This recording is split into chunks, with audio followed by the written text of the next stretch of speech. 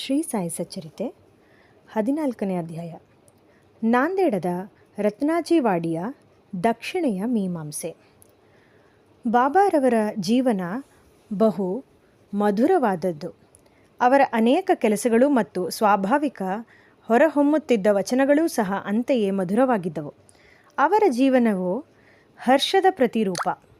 ಅವರು ಭಕ್ತರಿಗೋಸುಗ ಕರ್ತವ್ಯ ತತ್ಪರತೆಯನ್ನು ಬೋಧಿಸುವ ಕಥೆಗಳನ್ನು ಹೇಳುತ್ತಿದ್ದರು. ಜನಕೋಟಿಯು ಸುಖವಾಗಿ ಬಾಳಬೇಕೆಂಬುದೇ ಅವರ ಧ್ಯೇಯವಾಗಿದ್ದಿತು. ಆದರೆ ಜೀವನದ ಗುರಿಯನ್ನು ಸಾಧಿಸಲು ಜನರು ಜಾಗೃತರಾಗಬೇಕೆಂಬುದು ಅವರ ಅಭಿಪ್ರಾಯ. ಪೂರ್ವಜನ್ಮದ ಸುಕೃತ ಫಲದಿಂದ ಈ ಜನ್ಮವು ಲಭಿಸಿದೆ. ಆದುದರಿಂದ ಈ ಜನ್ಮದಲ್ಲಿ ಮಾನವನು ಭಕ್ತಿ ಮಾರ್ಗವನ್ನವಲಂಬಿಸಿ ಮುಕ್ತಿಯನ್ನು ಹೊಂದಲು ಪ್ರಯತ್ನ ಮಾಡಬೇಕು. ಆದುದರಿಂದ ನಾವು ಉದಾಸೀನರಾಗದೆ ನಮ್ಮ ಜೀವನದ ಅಂತಿಮ ಅನಂತ ಗುರಿಯನ್ನು ಸಾಧಿಸಲು ಸತತವೂ ಶ್ರಮಿಸಬೇಕು. ಸಾಯಿಬಾಬಾರವರ ಲೀಲೆಗಳನ್ನು ನೀವು ಪ್ರತಿದಿನ ಕೇಳಿದರೆ, ಪ್ರತಿದಿನವೂ ನೀವು ಅವರನ್ನು ಭಕ್ತಿಭಾವದಿಂದ ನೆನೆದರೆ ನಿಮ್ಮ ಮನಸ್ಸಿನ ಚಂಚಲತೆ ದೂರವಾಗುತ್ತದೆ ಮತ್ತು ಅದು ಕೊನೆಗೆ ಪರಬ್ರಹ್ಮನಲ್ಲಿ ಲೀನವಾಗುತ್ತದೆ. ನಾಂದೇಡದ ರತ್ನಾಜಿ. ನಿಜಾಮ ರಾಜ್ಯದಲ್ಲಿನ ನಾಂದೇಡದಲ್ಲಿ ರತ್ನಾಜಿ ಶಾಪುರ್ಜಿ ವಾಡಿಯಾ ಎಂಬ ಒಬ್ಬ ಧನಿಕರಿದ್ದರು. ಅವರಿಗೆ ಐಶ್ವರ್ಯಕ್ಕೇನೂ ಕೊರತೆ ಇರಲಿಲ್ಲ. ಮೇಲೆ ನೋಡುವುದಕ್ಕೆ ಸಂತೃಪ್ತನಾದಂತೆ ಕಂಡರೂ ಅವರಿಗೆ ಮನಸ್ಸಿನಲ್ಲಿ ದುಃಖವಿತ್ತು. ಪ್ರಪಂಚದಲ್ಲಿ ಯಾರೂ ಸಂಪೂರ್ಣ ಸುಖಿಯಾಗಿರಬಾರದೆಂಬುದು ಆ ಭಗವಂತನ ನಿಯಮವಿದ್ದಿರಬಹುದು. ಅವರು ಧರ್ಮಿಷ್ಠರು, ಉದಾರಿಯೂ ಆಗಿದ್ದರು. ಆದ್ದರಿಂದ ಜನರು ಅವರನ್ನು ಸುಖಿಯೆಂದೇ ಭಾವಿಸಿದ್ದರು. ಆದರೆ ರತ್ನಾಜಿಗೆ ಸಂತಾನ ಪ್ರಾಪ್ತಿ ಇಲ್ಲದಿದ್ದುದರಿಂದ ಶಾಂತಿ ಇರಲಿಲ್ಲ. ಭಕ್ತಿ ಅಥವಾ ಪ್ರೀತಿ ಇಲ್ಲದ ಕೀರ್ತನೆಯೋ, ವಾದ್ಯಗಳ ಹೊಂದಾಣಿಕೆ ಇಲ್ಲದ ಸಂಗೀತವು, ಯಜ್ಞೋಪವೀತವಿಲ್ಲದ ಬ್ರಾಹ್ಮಣನೋ, ವಿವೇಕವಿಲ್ಲದ ಬುದ್ಧಿವಂತಿಕೆಯು, ಪಶ್ಚಾತ್ತಾಪವಿಲ್ಲದ ಯಾತ್ರೆಯು, ಹಾರವಿಲ್ಲದ ಆಭರಣ ಸೌಂದರ್ಯವು ಇರುವಂತೆ ಸಂತಾನವಿಲ್ಲದ ಗೃಹವು ನಿಷ್ಪ್ರಯೋಜಕ.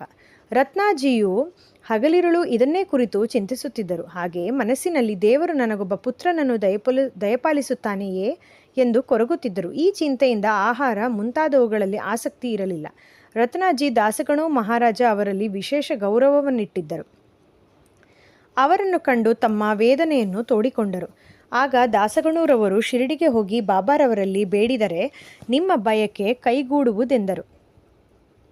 ರತ್ನಾಜಿ ಅವರು ಶಿರಡಿಗೆ ಹೋಗುವ ಮನಸ್ಸು ಮಾಡಿದರು. ಕೆಲವು ದಿನಗಳ ನಂತರ ಶಿರಡಿಗೆ ಬಂದು ಬಾಬಾರವರ ಪಾದಗಳಿಗೆರಗಿದರು.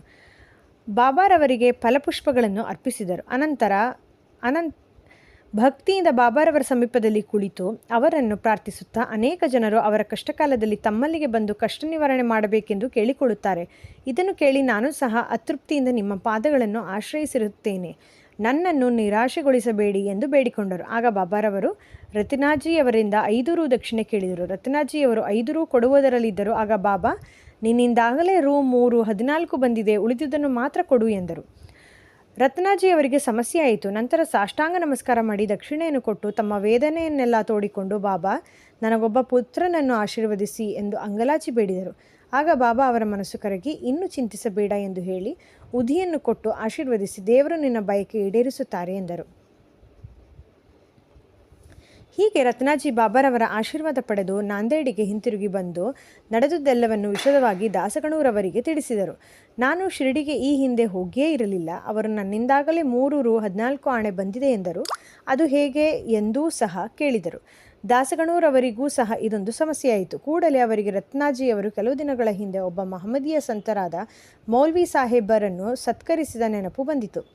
ರತ್ನಾಜಿ ಶಿರಡಿಗೆ ಹೋಗುವ ನಿರ್ಧಾರ ಕೈಗೊಂಡ ಸ್ವಲ್ಪ ದಿನಗಳಲ್ಲಿಯೇ ಇದು ನಡೆದಿತ್ತು. ದಾಸಗಣೂರವರು ಆ ಸತ್ಕಾರಕ್ಕೆ ಖರ್ಚು ಮಾಡಿದ ಪಟ್ಟಿ ತರಿಸಿ ನೋಡಿದರು. ಸರಿಯಾಗಿ ಲೆಕ್ಕದಲ್ಲಿ 3 ರೂ 14 ಆಣೆ ಖರ್ಚಾಗಿತ್ತು. ಆಗ ಬಾಬಾರವರು ಶಿರಡಿಯಲ್ಲಿಯೇ ವಾಸವಾಗಿದ್ದರೂ ಸರ್ವಜ್ಞರು ಎಂಬುದು ಎಲ್ಲರಿಗೂ ವೇದ್ಯವಾಯಿತು. ಈ ರೀತಿ ಅವರಿಗೆ ಪ್ರಪಂಚದ ಆಗು ಹೋಗುಗಳೆಲ್ಲದರ ಅರಿವಿತ್ತು. ಇದರಿಂದ ರತ್ನಾಜಿಗೆ ಬಾಬಾರವರಲ್ಲಿ ಭಕ್ತಿ ಮಿಗಿಲಾಯಿತು. ಸ್ವಲ್ಪ ದಿನಗಳ ನಂತರ ಬಾಬಾರವರ ಆಶೀರ್ವಾದದಂತೆ ಅವರಿಗೆ ಪುತ್ರ ಸಂತಾನ ಪ್ರಾಪ್ತಿಯಾಯಿತು. ಇದಾದ ನಂತರ ಅವರಿಗೆ 12 ಮಕ್ಕಳಾದವು. ಅವುಗಳಲ್ಲಿ 4 ಮಾತ್ರ ಬದುಕಿದವು. ದಕ್ಷಿಣೆಯ ಮೀಮಾಂಸೆ. ಬಾಬಾರವರು ತಮ್ಮನ್ನು ಕಾಣಲು ಬಂದವರೆಲ್ಲರಿಂದಲೂ ಸಾಮಾನ್ಯವಾಗಿ ದಕ್ಷಿಣೆ ಕೇಳುತ್ತಿದ್ದರೆಂಬುದು ಎಲ್ಲರಿಗೂ ತಿಳಿದ ವಿಷಯ. ಅವರು ಶುದ್ಧ ಫಕೀರರು ಮತ್ತು ವಿರಕ್ತರು ಆಗಿದ್ದರೆ ದಕ್ಷಿಣೆಯನ್ನೇಕೆ ಕೇಳುತ್ತಿದ್ದರು ಎಂದು ಕೆಲವರು ಪ್ರಶ್ನಿಸಬಹುದು. ಅದಕ್ಕೆ ಉತ್ತರವನ್ನು ಈಗ ಪರಿಶೀಲಿಸೋಣ. ಮೊದಮೊದಲು ಬಾಬಾ ಯಾರಿಂದಲೂ ಏನನ್ನೂ ತೆಗೆದುಕೊಳ್ಳುತ್ತಿರಲಿಲ್ಲ. ಉರಿದು ತುಂಡು ತುಂಡಾಗಿದ್ದ ಬೆಂಕಿ ಕಡ್ಡಿಗಳನ್ನು ಆಯ್ದು ಕಿಸೆಯಲ್ಲಿ ತುಂಬಿಕೊಳ್ಳುತ್ತಿದ್ದರು. ಅವರ ಮುಂದೆ ಹಣ ಇಟ್ಟರೆ ಅದರಿಂದ ಎಣ್ಣೆ ಮತ್ತು ಹೊಗೆಸೊಪ್ಪು ಕೊಂಡುಕೊಳ್ಳುತ್ತಿದ್ದರು. ಅವರಿಗೆ ಹೊಗೆಸೊಪ್ಪೆಂದರೆ ಬಹಳ ಇಷ್ಟವಾಗಿತ್ತು. ಸಂತರ ದರ್ಶನಕ್ಕೆ ಬರಿಗೈಯಿಂದ ಹೋಗಬಾರದು ಎಂಬ ರೂಢಿ ಇದ್ದುದರಿಂದ ಕೆಲವರು ಅವರ ಮುಂದೆ ಕೆಲವು ತಾಮ್ರದ ನಾಣ್ಯಗಳನ್ನು ಇಟ್ಟು ಬರುತ್ತಿದ್ದರು. 2-3 ಕಾಸು ಇಟ್ಟಿರುವುದನ್ನು ಕಂಡರೆ ಹೆಚ್ಚಾದುದನ್ನು ಕೂಡಲೇ ಬಾಬಾ ಹಿಂತಿರುಗಿಸುತ್ತಿದ್ದರು. ಈ ರೀತಿ ಬಾಬಾರವರ ಕೀರ್ತಿ ದೇಶದ ಮೂಲೆ ಮೂಲೆಗಳಲ್ಲಿಯೂ ಹರಡಿತು. ಮಸೀದಿಯಲ್ಲಿ ಭಕ್ತರ ಜನಸಂದಣಿ ಆರಂಭವಾಯಿತು. ಆಗ ಬಾಬಾರವರು ಅವರಿಂದ ದಕ್ಷಿಣೆ ಕೇಳ ಹತ್ತಿದರು. ದಕ್ಷಿಣೆ ಇಲ್ಲದೆ ದೇವರ ಪೂಜೆ ವ್ಯರ್ಥವೆಂದು ಶ್ರುತಿಯಲ್ಲಿ ಅಂದರೆ ವೇದದಲ್ಲಿ ಹೇಳಲಾಗಿದೆ.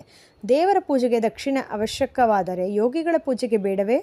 ಶಾಸ್ತ್ರಗಳು ದೇವರನ್ನೇ ಆಗಲಿ, ದೊರೆಯನ್ನೇ ಆಗಲಿ, ಯೋಗಿಗಳನ್ನೇ ಆಗಲಿ, ಗುರುವನ್ನೇ ಆಗಲಿ ಕಾಣಲು ಹೋದರೆ ಬರಿಗೈಯಿಂದ ಹೋಗಬಾರದೆಂದು ನಮಗೆ ವಿಧಿಸಿವೆ. ಈ ಸಂದರ್ಭದಲ್ಲಿ ಉಪನಿಷತ್ತುಗಳಲ್ಲಿ ಈ ವಿಚಾರವಾಗಿ ಏನು ಹೇಳಲಾಗಿದೆ ಎಂಬುದನ್ನು ನೋಡೋಣ. ಪ್ರಜಾಪತಿಯು ದೇವತೆಗಳನ್ನು, ಅಸುರರನ್ನು, ಮಾನವರನ್ನು ದಾ ಎಂಬ ಒಂದೇ ಅಕ್ಷರದಿಂದ ಸಂಬೋಧಿಸಿದನೆಂದು ಬೃಹದಾರಣ್ಯಕ ಉಪನಿಷತ್ತಿನಲ್ಲಿ ಹೇಳಲಾಗಿದೆ. ದೇವತೆಗಳು ಇದರಿಂದ ಧರ್ಮವನ್ನು ಅಭ್ಯಾಸ ಮಾಡಬೇಕೆಂದು ತಿಳಿದುಕೊಂಡರು. ಮಾನವರು ದಾನ ಮಾಡಬೇಕೆಂದು ತಿಳಿದುಕೊಂಡರು. ಅಸುರರು ದಯೆಯನ್ನು ಅಭ್ಯಾಸ ಮಾಡಬೇಕೆಂದು ತಿಳಿದುಕೊಂಡರು. ಮಾನವರಿಗೆ ದಾನ ಧರ್ಮವು ಶಿಫಾರಸು ಮಾಡಲ್ಪಟ್ಟಿದೆ. ತೈತ್ರೇಯ ಉಪನಿಷತ್ತಿನಲ್ಲಿಯೂ ಸಹ ಗುರುವು ತನ್ನ ಶಿಷ್ಯರಿಗೆ ದಾನ ಧರ್ಮವನ್ನು ಅಭ್ಯಾಸ ಮಾಡಬೇಕೆಂದು ಹೇಳಿರುತ್ತಾನೆ. ಧರ್ಮದ ವಿಚಾರವಾದಿ ವಿಶ್ವಾಸದಿಂದಲಾದರೂ ಅಥವಾ ವಿಶ್ವಾಸವಿಲ್ಲದೆಯೂ ಧರ್ಮ ಮಾಡು ಎಂದು ಹೇಳಲಾಗಿದೆ. ಆದರೆ ಔದಾರ್ಯ ಮತ್ತು ದಯೆಯಿಂದ ದಾನ ಮಾಡಬೇಕು. ಬಾಬಾರವರು ಈ ಪಾಠ ಕಲಿಸಲೋಸುಗವೇ ಎಲ್ಲರಿಂದಲೂ ದಕ್ಷಿಣೆ ಕೇಳುತ್ತಿದ್ದರು. ಆದರೆ ಬಾಬಾರವರೇ ಹೇಳಿರುವಂತೆ ಅವನಿಂದ ತೆಗೆದುಕೊಂಡ 100ರಷ್ಟನ್ನು ಅವನಿಗೆ ಪುನಃ ಕೊಡಬೇಕು ಎಂಬುದರಲ್ಲಿ ವಿಶೇಷವಿದೆ. ಈ ರೀತಿ ಘಟನೆಗಳು ಬೇಕಾದಷ್ಟಿವೆ. ಪ್ರಸಿದ್ಧ ನಟರಾದ ಗಣಪತರಾವ ಚೋಪದಾರರು ತಮ್ಮ ಚರಿತ್ರೆಯಲ್ಲಿ ಈ ರೀತಿ ಬರೆದಿರುತ್ತಾರೆ. ಬಾಬಾರವರು ಆಗಾಗ್ಗೆ ನನ್ನಿಂದ ದಕ್ಷಿಣೆ ಕೇಳುತ್ತಿದ್ದುದರಿಂದ ನನ್ನ ಭಂಡಾರವೆಲ್ಲವೂ ಬರಿದಾಯಿತು. ಆದರೆ ಕೊನೆಯಲ್ಲಿ ನನಗೆ ಹಣದ ಕೊರತೆ ಇರಲಿಲ್ಲ.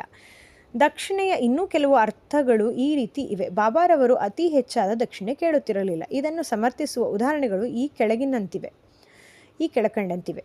ಬಾಬಾರವರು ಪ್ರೊಫೆಸರ್ ನಾರ್ಕೆಯವರನ್ನು 15 ರು ದಕ್ಷಿಣೆ ಕೇಳಿದಾಗ ಅವರು ತಮ್ಮ ಹತ್ತಿರ ಹಣವಿಲ್ಲ ಎಂದು ಹೇಳಿದರು. ಆಗ ಬಾಬಾರವರು, ನನಗೆ ಗೊತ್ತು, ನೀನು ಈಗ ಯೋಗ ವಾಸಿಷ್ಠ್ಯವನ್ನು ಓದುತ್ತಿದ್ದೀಯಲ್ಲವೇ, ಅದರಿಂದ ಕೊಡು ಎಂದರು. ಈ ಸಂದರ್ಭದಲ್ಲಿ ದಕ್ಷಿಣೆ ಎಂದರೆ ಪುಸ್ತಕ ಪಠಣೆಯಿಂದ ಪಾಠ ಕಲಿತು ಬಾಬಾರವರು ವಾಸ್ತವಾಗಿರುವ ಆತ್ಮದಲ್ಲಿ ಆ ನೀತಿಯನ್ನು ಇಡುವುದು ಎಂದು ಅರ್ಥ. ಬಾಬಾರವರು ಶ್ರೀಮತಿ ತರ್ಕಡರವರಿಂದ 6 ರು ದಕ್ಷಿಣೆಯನ್ನು ಕೇಳಿದರು. ಅವರ ಹತ್ತಿರ ಹಣವಿಲ್ಲುವುದರಿಂದ ಅವರಿಗೆ ವ್ಯಥೆಯಾಯಿತು. ಆಗ ಅವರ ಪತಿಯು, ಬಾಬಾರವರು ನಿನ್ನಿಂದ ಕೇಳಿದ್ದು ನಿನ್ನ ಅಂತರಂಗದ 6 ಶತ್ರುಗಳನ್ನು, ಮೋಹ, ಮಮತೆ, ಆಶೆ ಇತ್ಯಾದಿಗಳು ಎಂದರು. ಬಾಬಾರವರು ಒಪ್ಪಿಕೊಂಡರು.